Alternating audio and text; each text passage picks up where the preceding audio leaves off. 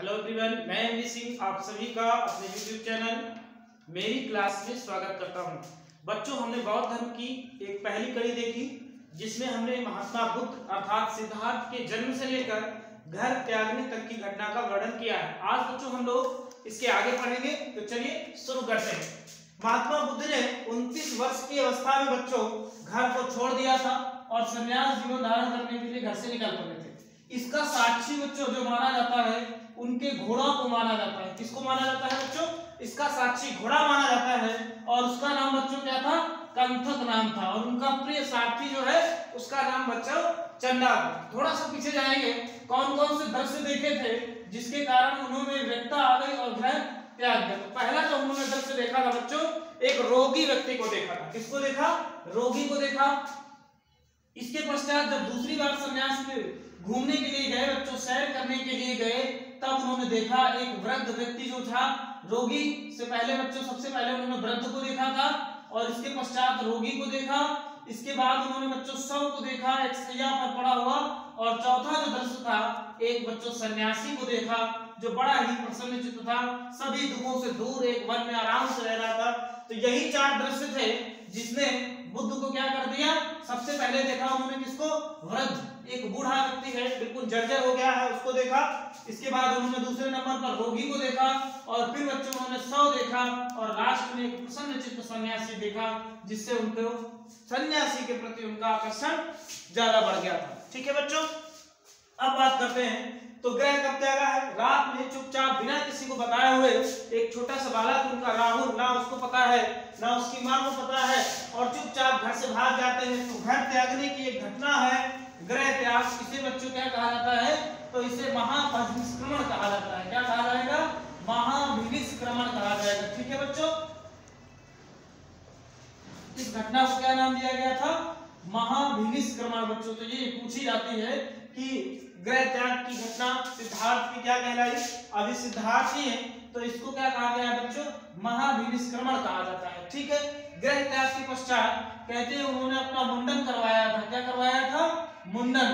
तो ये क्वेश्चन, मुंडन कहाँ करवाया? नदी का नाम बच्चों पूछा जाता है।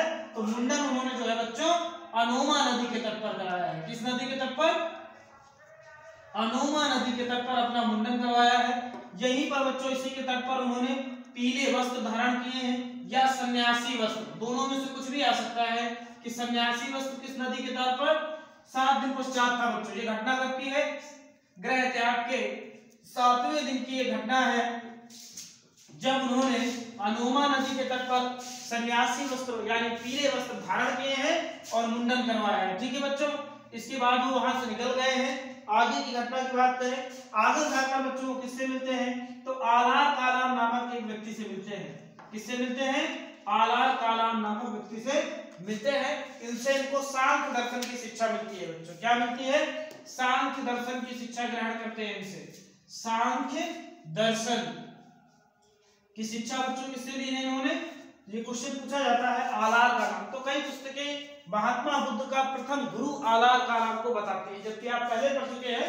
हम पहले पार्ट की बात नहीं करेंगे, इसका पहला पार्ट अगर आपको देखना है तो आप लिंक में जाकर देख सकते हैं। ठीक है, तो आलार कालाम से इन्होंने बच्चों सांख्य दर्शन की शिक्षा ली।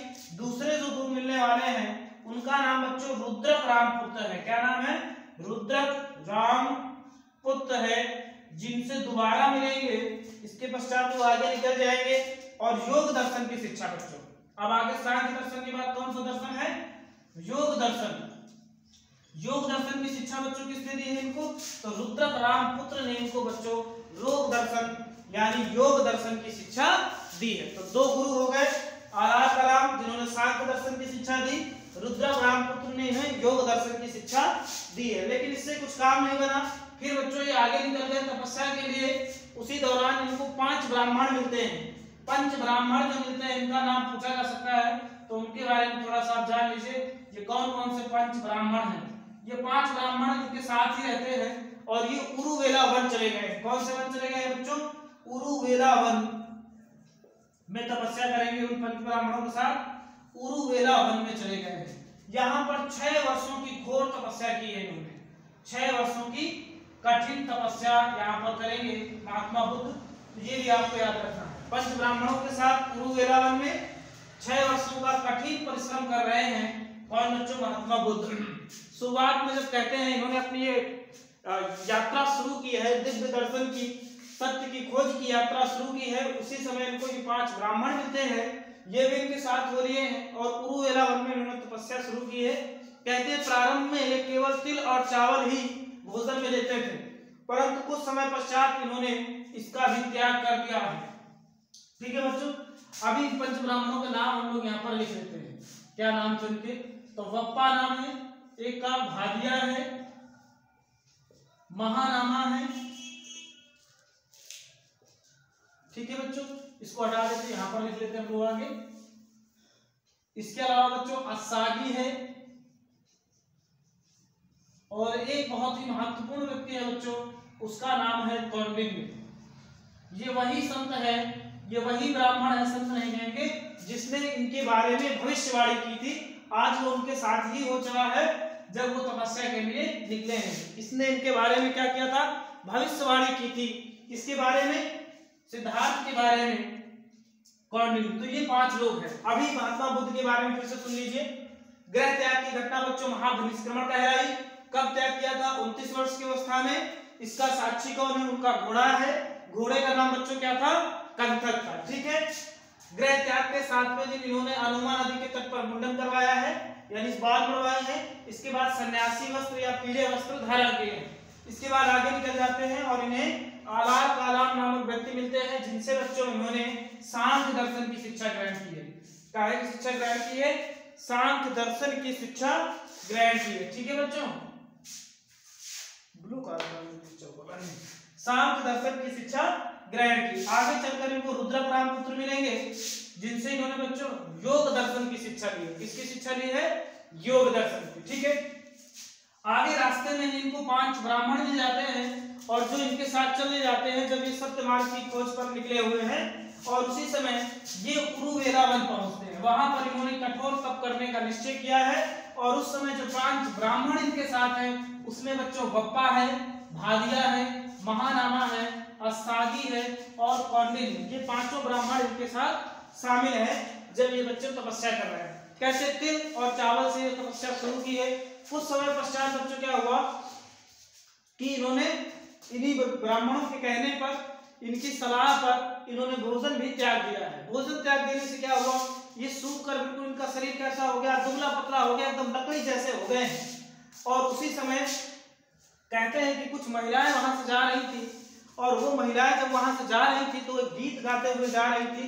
उस गीत से इन बहुत ज्यादा प्रभावित हो जाते हैं महात्मा बुद्ध, और उसी के पश्चात उन्होंने खाना शुरू कर दिया था। तो ये एक कहानी है इसके पीछे की। तो पहले आप इतना स्क्रीनशॉट ले लीजिए इसका, फिर हम लोग इसकी आगे की कहानी करेंगे। ले लिया? ठीक है।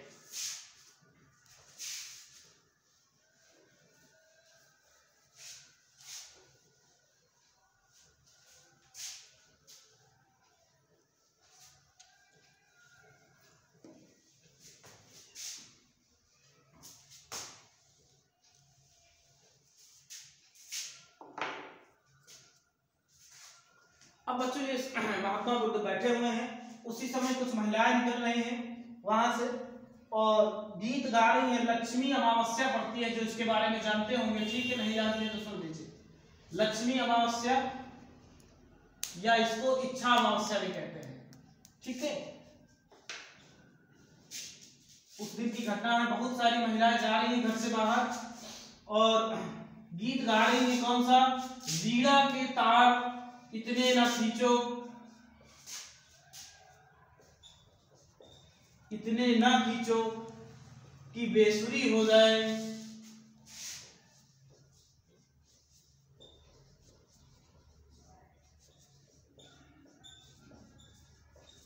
ये गाना गाते हुए महात्मा बुद्ध ने इस गीत को देखा, और इस गीत से ही उनको एक नई चीज का अनुभव होता है। इस गीत में क्या है? वीणा के तार इतने न खींचो कि वीणा के तार इतने न खींचो कि बेसुरी हो जाए, वीणे के तार इतने ढीले न छोड़ो कि सुरहीन हो जाए। जिंदगी भी एक साज है, इसे संयम से गुनगुनाए। ये गीत गा रही महिलाएं, तो महात्मा बुद्ध ने इस गीत से निकाला कि सही बात है, जिंदगी एक साज की तरीके है और इसको संयम से करना चाहिए। तभी उन्होंने संयम वाली बात से बहुत ज्यादा प्रभावित हो जाते हैं और उन्होंने गोल्डन मार्ग यानी मध्यम मार्ग अपनाने का निर्णय लेते हैं। कौन सा मार्ग? मध्यम मार्ग अपनाने का यहाँ से निर्णय लेते हैं और फिर उरुवेला वन से वो निकल जाते हैं और बोध गया में पीपल वृक्ष के नीचे जाकर बैठ जाते हैं। किस वृक्ष के नीचे? पीपल वृक्ष के नीचे बैठ जाते हैं। एक नदी है सामने, कहते हैं निरंजना नदी है। कौन सी नदी है बच्चों? निरंजना नदी है। कहीं पर इसका नाम फाल्गु भी मिलता है, कहीं कहीं पुस्तकों में क्या नाम मिलता है इसका? फाल्गु नदी भी नाम मिलता है। और उसी के कहते हैं 8वें दिन, कुछ पुस्तकें 7वां दिन लिखती हैं, ये गीत सुनने के पश्चात 7वें दिन ही उनको क्या कहते हैं? मध्यम मार्ग अपनाते हैं और पीपल वृक्ष के नीचे चले जाते हैं। उसी के पश्चात उनको ज्ञान की प्राप्ति हो जाती है। किसकी प्राप्ति होगी? ज्ञान की प्राप्ति कहते हैं हो जाती है। और उसके पश्चात सिद्धार्थ को तथागत या फिर बुद्ध के नाम से जाना जाएगा। किसके नाम से? तथागत या बुद्ध के नाम से जाना जाएगा। ठीक है, तो पीपल वृक्ष के नीचे ज्ञान प्राप्त हुआ निरंजना नदी के, और ज्ञान प्राप्ति के बाद उन्हें तथागत या बुद्ध कहा गया। बच्चों जो वृक्ष था या वृक्ष था, उस वृक्ष को बोधि वृक्ष कहा गया और उस स्थान को गया को बोध गया कहा जाने लगा, जिस दिन से बुद्ध को ज्ञान की प्राप्ति हुई। बीच में एक घटना और हो जाती है, इसके बारे में बात करते हैं। एक महिला है सुजाता। सुजाता जो है इनको खीर अर्पण कर देती है महात्मा बुद्ध को। तो एक दिन पक्का आता है खीर अर्पण का। कहते हैं सुजाता ने एक बरगद से या पीपल वृक्ष से एक मन्नत मानी थी और उसको पुत्र की प्राप्ति होती है। इस वजह से वो प्रसन्न होकर खीर लेकर जा रही होती है पीपल वृक्ष में और देखती है कि वहां पर महात्मा बुद्ध बैठे हुए हैं। उसको लगता है ऐसा कि जैसे पीपल वृक्ष ही देवता के रूप में वहां पर आसीन हो गए हैं। तो वही वो खीर महात्मा बुद्ध को अर्पित कर देती है और कहती है कि मेरी कामना की तरह आपकी भी कामनाएं पूरी हो जाए। तो यहाँ पर इसका भी नाम आता है सुजाता का, तो इसको भी आप याद रखेंगे। सुजाता ने खीर उनको अर्पण की थी। ठीक है, तो ज्ञान प्राप्ति हो गई, पीपल वृक्ष के नीचे हुई तो ये बोधि वृक्ष कहा जाने लगा। गया में हुई तो गया को बोध गया कहा जाने लगा। और ये नदी थी निरंजना नदी या फाल्गु नदी। बच्चों इसको भी आप याद रखिएगा। ज्ञान प्राप्ति के पश्चात उनको बच्चों किस नाम से जाना गया है? तो सिद्धार्थ को तथागत के नाम से जाना गया है। ठीक है, किस नाम से जाना गया है बच्चों? तथागत के नाम से जाना गया है। ठीक है, अब बच्चों हम लोग आगे की बात करते हैं, इसको साफ कर देते हैं।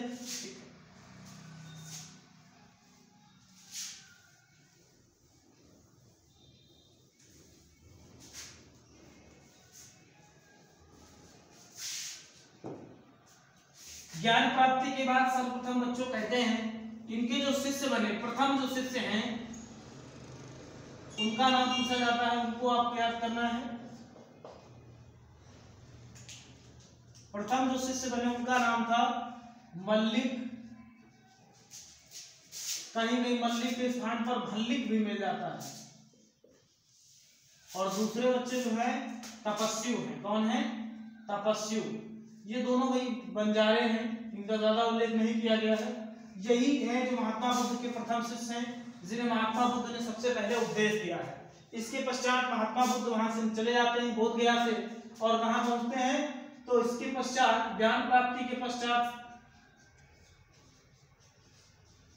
मृगदाव पहुंचते हैं। बच्चों कहां पर पहुंचते हैं? मृगदाव। मृगदाव को वर्तमान में बच्चों सारनाथ कहा जाता है। क्या कहा जाता है? सारनाथ। इसी को ऋषि पत्तनम कहा जाता है। जहां ऋषियों का जमघट लगता हो उस स्थान को ऋषि पत्तनम कहा जाता है। ठीक है बच्चों, डियर पार्क भी कहीं कहीं इसका नाम मिलता है। ठीक है, डियर पार्क। तो ये भी आप याद रखिएगा। मृगदाव पहुंचते हैं सारनाथ। सारनाथ जाने का एक मुख्य कारण है, जब इन्होंने ये गीत सुना इसके बाद इन्होंने अपने साथियों का साथ छोड़ दिया और बोले ये मार्ग ठीक नहीं है। उनके साथियों को यानी पंच ब्राह्मणों को लगा कि इन्होंने ये तप का रास्ता छोड़ दिया है और ये जीवन की ओर बढ़ रहे हैं, इसलिए वो सभी नाराज हो जाते हैं और इनका साथ छोड़कर वो कहां चले जाते हैं? मृगदाव यानी सारनाथ आ जाते हैं। इसीलिए जब उनको ज्ञान प्राप्त हुआ तो सबसे पहले कहां निकले? मृगदाव पहुंचते हैं, सारनाथ पहुंचते हैं और उन्हीं पंच ब्राह्मणों को अपना प्रथम उपदेश देते हैं। किसे उपदेश देते हैं? पंच ब्राह्मणों को प्रथम उपदेश देते हैं। तो प्रथम उपदेश किसे दिया? पंच ब्राह्मण को। ठीक है, ये भी क्वेश्चन पूछा गया है कि उपदेश किसे दिया था, तो पंच ब्राह्मणों को उन्होंने सबसे पहले उपदेश दिया है। ठीक है, कहां पर दिया है, सारनाथ में दिया है। और जो ये उपदेश दिया है, इसकी घटना है, इस घटना को एक नाम दिया गया है, कहा गया है प्रथम उपदेश की घटना क्या कहलाएगी, क्वेश्चन बन जाता है। तो प्रथम उपदेश की घटना बच्चों क्या कहलाएगी, इनकी धर्म चक्र प्रवर्तन कहलाएगी। धर्म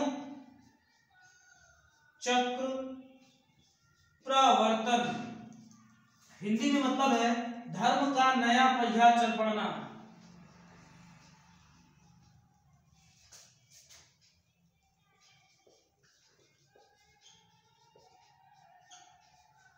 तो ये इसका मतलब होता है धर्म चक्र प्रवर्तन। तो प्रथम शिष्य कौन है, मल्लिक और भल्लिक दोनों बंजारे हैं, इसलिए इनका ज्यादा नाम उल्लेख नहीं किया गया है। ज्ञान प्राप्ति के पश्चात इनको देते हैं और इसके बाद वो सबसे पहले मृगदाव यानी सारनाथ पहुंचते हैं, जहां पर वही 5 ब्राह्मण हैं और उन 5 ब्राह्मणों को प्रथम उपदेश देते हैं और वो स्थान सारनाथ होता है, जिससे उनको पता चलता है कि इनको ज्ञान की प्राप्ति हो गई है। और इस घटना को बच्चों इतिहास में धर्म चक्र प्रवर्तन के नाम से जाना जाएगा। किसके नाम से जाना जाएगा, धर्म चक्र प्रवर्तन के नाम से, जिसे कहा जाएगा कि धर्म का नया पहिया चल पड़ा है। इसके पश्चात बच्चों इन्होंने जो जन सामान्य की भाषा थी, कौन सी भाषा, जन सामान्य की भाषा, संस्कृत भाषा को अपनी वैशाली नहीं बनाई। जन सामान्य की जो भाषा है पाली बच्चों भाषा, उस समय कौन सी भाषा है, पाली है, उसे अपना उसी भाषा में लोगों को समझाने का प्रयास किया है। पाली में इन्होंने अपना प्रवचन देना शुरू किया है, समझाना शुरू किया है, क्योंकि ये जन सामान्य की भाषा थी, इसलिए सारे लोग इस पर आकर्षित हुए हैं और जन सामान्य के मन में इन्होंने भाषा देना शुरू कर दिया है। ठीक है, तो इतना नोट कर लिया है। अब हम लोग आगे बढ़ते हैं। ठीक है, चलिए स्क्रीनशॉट ले लीजिए इसका। ज्ञान प्राप्त हो गया, प्रवचन दे दिया, अब हम लोग इसके बारे में थोड़ा सा आगे बढ़ लेंगे।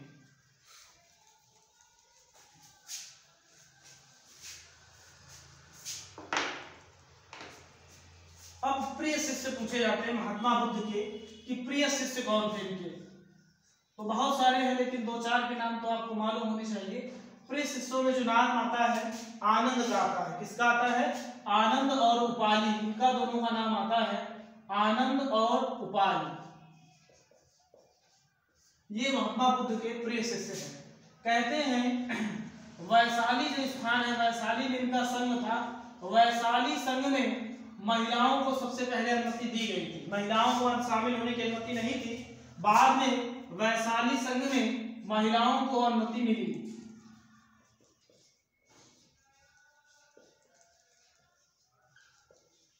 और ये अनुमति किसके कहने पर मिली थी, तो आनंद के अनुरोध पर मिली थी बच्चों। ठीक है, आनंद के अनुरोध पर ये इनको मिली थी। आनंद ने क्यों अनुरोध किया था, इसका भी कारण है बच्चों। आनंद ने ऐसा अनुरोध इसलिए किया था कि महात्मा बुद्ध की जो विमाता है या माता है प्रजापति गौतमी, उनके सिर्फ एक पुत्री है और पुत्र के रूप में किसे कौन है, महात्मा बुद्ध है। तो वो अपने पुत्र के पास रहना चाहती है, इनसे प्रभावित भी है, तो इनके कहने पर महिलाओं को इसमें शामिल होने की अनुमति नहीं है। तो आनंद के अनुरोध पर महात्मा बुद्ध ने महिलाओं को संघ में शामिल होने की अनुमति दी और सबसे पहले कहां पर दी, वैशाली के संघ में इन्होंने शामिल होने की अनुमति दी। अलग अलग पुस्तकों में अलग अलग कहानी है, महात्मा बुद्ध इसके पक्ष में नहीं थे कि महिलाओं को शामिल किया जाए, फिर भी महात्मा बुद्ध आनंद के अनुरोध को मान लेते हैं। और कहा जाता है उस समय महात्मा बुद्ध ने आनंद से कहा था कि जो धर्म आगे जाकर 5000 सालों तक चलने वाला था, अब वह धर्म यानी बौद्ध धर्म 500 वर्षों में ही क्या होगा, टूट जाएगा। और कहानी भी सही है कि ये 500 वर्ष आते आते क्या होगा, पहली शताब्दी आते आते टूट जाएगा और इसकी 2 शाखाएं हो जाएंगी, महायान हीनयान, जैसा कि महात्मा बुद्ध ने कहा था। किससे कहा, अनुरोध आनंद से ही कहा था। क्या कहा कि ये जो धर्म 5000 साल चलने वाला था वह अब 500 सालों में ही टूट जाएगा। कुछ पुस्तकें कहती है कि 1000 साल कहा था, 2000 साल कहा था, इससे कोई बात नहीं है, पर ये समझिए कि इसके पक्ष में महात्मा बुद्ध नहीं थे। तो प्रिय शिष्यों के नाम में आनंद उपाली का नाम आता है, इसको याद रखिए। ठीक है, अब इसमें पूछ लिया जाता है पहली भिक्षुड़ी, यानी भिक्षु पुरुष होते थे और जो महिलाएं होती थी उन्हें भिक्षुड़ी कहा जाता था। ठीक है, जो घर त्याग देती थी। तो प्रथम भिक्षुड़ी कौन बन गई, वही उनकी माता है प्रजापति गौतमी, जो शामिल हुई और पहली क्या बनी, भिक्षुड़ी बनी। प्रजापति गौतमी को ही पहली भिक्षुड़ी बताया जाता है। तो आपको ये भी याद रखना है कि पहली भिक्षुड़ी के रूप में कौन शामिल हुआ संघ में, तो प्रजापति गौतमी शामिल हुई थी। ठीक है बच्चों, ठीक है। अंतिम उपदेश जो इन्होंने क्या दिया था, ये भी महत्वपूर्ण है। अंतिम उपदेश बच्चों इन्होंने क्या दिया, क्षणभंगुरवाद का सिद्धांत दिया बच्चों। क्या दिया अंतिम उपदेश, क्षणभंगुरवाद। मतलब संसार में सब कुछ नष्ट होने वाला है और कुछ भी स्थायी नहीं है, इसी सिद्धांत को क्षणभंगुरवाद कहा जाता है बच्चों। ये महात्मा बुद्ध का अंतिम उपदेश था। ठीक है, तो इसे भी आप याद रखिएगा कि अंतिम उपदेश क्या था, तो क्षणभंगुरवाद जो है अंतिम उपदेश है। कभी कभी पूछ लिया जाता है ये किसको दिया था अंतिम उपदेश, तो सुभद्र को दिया था। कहीं कहीं सुभद्र मिलता है और कहीं कहीं सुबच्छ मिल जाता है बच्चों। क्या मिल जाता है, सुबच्छ हो या सुबद्ध हो, परिव्राजक था। कौन था ये, परिव्राजक। अब कहोगे परिव्राजक कौन होता है, तो समझ लीजिए जो घर को त्याग कर बौद्ध धर्म को अपना ले उसे भिक्षु भिक्षुणी कहा जाता था, और जो गृहस्थ रहते हुए बौद्ध धर्म का पालन करे उसे परिव्राजक कहा जाता था। ठीक है बच्चों, जो गृहस्थ रहते जीवन बौद्ध धर्म का पालन करे उसे परिव्राजक, और जो घर त्याग दे उसे भिक्षु या भिक्षुणी कहा जाता था। तो अंतिम उपदेश क्षणभंगुरवाद का है, यानी यहाँ पर जो भी संसार में नष्ट होने वाला है। और अंतिम उपदेश किसे दिया था, तो सुभद्र यानी परिव्राजक नाम था सुभद्र को दिया गया था। ठीक है, अंतिम भोजन क्या किया था, इसका भी प्रश्न आया है, जिक्र आया है। अंतिम भोजन जो है पूछा भी गया है, सूकर मद को कहा जाता है कि अंतिम समय में इन्होंने खाया था। क्या खाया था, सूकर मद को। इसको लेकर अलग अलग विचारधाराएं हैं और अलग अलग इसके बारे में साक्ष्य है। सूकर मद को बताया गया है, कहीं कहीं पर लिखा हुआ है कि ये मशरूम है बच्चों। क्या है, मशरूम है। कहीं कहीं पर कहा जाता है कि ये सुअर का मांस है। तो जो भी हो, इन्हीं दोनों में से साक्ष्य है। सूकर मद को कहते हैं अंतिम बार महात्मा बुद्ध ने खाया था अंतिम भोजन।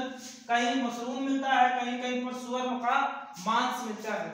और कहते हैं ये भोजन किसने अर्पित किया था, तो चुंद नामक एक व्यक्ति है। कहीं कहीं सुनार मिलता है और कहीं कहीं लुहार मिलता है, सही नाम नहीं पता। इसी व्यक्ति ने अंतिम भोजन बुद्ध को करवाया था। इसके पश्चात बुद्ध को अतिसार रोग हो गया था बच्चों। कौन सा रोग हो गया था, अतिसार रोग हो जाता है। ठीक है, पहले इतना लिख लीजिए, फिर हम लोग इसकी आगे चर्चा करते हैं। ठीक है, स्क्रीनशॉट ले लिया। चलिए एक बार इसका रिवीजन कर लेते हैं, फिर बढ़ते हैं। महात्मा बुद्ध के प्रिय शिष्य कौन है, आनंद उपाली है। आनंद के अनुरोध पर महिलाओं को अनुमति महात्मा बुद्ध देते हैं। और महिलाओं को किस संघ में अनुमति दी गई है, वैशाली के संघ में दी गई है। पहली बार जो शामिल होने वाली महिला है भिक्षुणी है, वो प्रजापति गौतमी है। अंतिम उपदेश महात्मा बुद्ध ने किसको दिया है बच्चों, क्षणभंगुरवाद है, यानी सब नष्ट होने वाला है। सुभद्र या सुबच्छ को दिया गया है, जो परिव्राजक है। परिव्राजक वो होते हैं जो गृहस्थ रहते हुए बौद्ध धर्म का पालन करते थे। अंतिम भोजन को महात्मा बुद्ध को किसने ग्रहण करवाया है, तो चुंद नामक या व्यक्ति ने करवाया है। ठीक है, क्या है, सूकर मदगो है। कुछ पुस्तकों में मशरूम, कुछ में बच्चों सुअर का मांस मिलता है। कहता है इसको खाने के बाद महात्मा बुद्ध को अतिसार रोग हो गया था। क्या हो गया था, अतिसार कहते हैं उनको रोग हो जाता है। महात्मा बुद्ध को इसकी जानकारी थी कि महात्मा बुद्ध वहां से चले जाते हैं कि आने वाले समय में लोग चुंद को परेशान न करें, उस पर आरोप न लगाएं, इसलिए। तो अंतिम समय में किस बीमारी से पीड़ित हुए महात्मा बुद्ध, तो बीमारी थी उनको अतिसार, डिसेंट्री कहा जाता है बच्चों, पेचिस भी कुछ लोग कहते हैं। अतिसार से पीड़ित थे। इसके पश्चात महात्मा बुद्ध का 483 ईसा पूर्व बच्चों, कितने ईसा पूर्व, 483 ईसा पूर्व हिरण्यावती नदी के तट पर, हिरण्यावती नदी है, नदी के तट पर इनका निधन होगा बच्चों, निधन हो जाएगा महात्मा बुद्ध को। ठीक है, तो निधन वाली जो घटना है बच्चों, इसको पाली में या बौद्ध धर्म में महापरिनिर्वाण कहा जाएगा। ठीक है, क्या कहा जाएगा, महापरिनिर्वाण कहा जाता है इसमें, ये भी आप याद रखिएगा। इस घटना को क्या कहा जाता है, बौद्ध धर्म में महापरिनिर्वाण कहा जाता है। तो 483 ईसा पूर्व हिरण्यावती नदी के तट पर महात्मा बुद्ध का क्या हो जाएगा, निधन हो जाएगा। इसके बाद ये क्वेश्चन एक और बनता है कि महात्मा बुद्ध ने सर्वाधिक उपदेश कहाँ दिए थे, सर्वाधिक उपदेश कहाँ दिए महात्मा बुद्ध ने, ये भी क्वेश्चन बच्चों पूछा गया है। तो सर्वाधिक उपदेश इन्होंने श्रावस्ती में दिए हैं। कहाँ पर दिए हैं, श्रावस्ती में दिए हैं बच्चों। कितने उपदेश दिए हैं, 21 उपदेश इन्होंने श्रावस्ती में दिए हैं। ठीक है, तो ये महात्मा बुद्ध से संबंधित सामान्य जीवन परिचय है। अब इसके अलावा इसमें पूछा जाता है बुद्ध धर्म के 3 रत्न क्या हैं, बौद्ध धर्म के 3 रत्न क्या हैं। तो बौद्ध धर्म के 3 रत्न हैं, उनकी चर्चा कर लेते हैं। वो क्या है? बौद्ध धर्म के 3 रत्न क्या है? बुद्ध, संघ और धम्म। इनको तीनों को बौद्ध धर्म में क्या बताया गया है? बौद्ध धर्म का त्रिरत्न बताया गया है। ठीक है बच्चों, तो आज हम लोग इतना ही रखेंगे। आपने इसमें एक ब्रीफ देख लिया। कल हम लोग इसकी कहानी चर्चा करेंगे, कहानी के बारे में समझेंगे कि किस तरह से इनके जीवन में ये सब घटनाएं हुई, कौन कौन सी महत्वपूर्ण घटनाएं हैं, उपाधि से क्या संबंध है, जीवन का सुख क्या है, अछूत कौन है और अंगुलीमाल कौन है। ये जो 3-4 कहानियां हैं बहुत ही महत्वपूर्ण है, उनको हम समझेंगे बच्चों। और इनके द्वारा बताए गए उपदेश कौन से थे, कौन सा उपदेश इन्होंने सारनाथ में दिया है, और कौन से त्रिरत्न है, अष्टांगिक मार्ग क्या है, द्वादश निदान क्या है, ये सब महात्मा बुद्ध ने बताया है। इनके बारे में हम लोग बच्चों चर्चा करेंगे। पिटक क्या है, जातक कथाएं क्या है। आज के लिए इतना ही रखेंगे। सभी लोगों को वीडियो देखने के लिए बहुत बहुत शुक्रिया, धन्यवाद।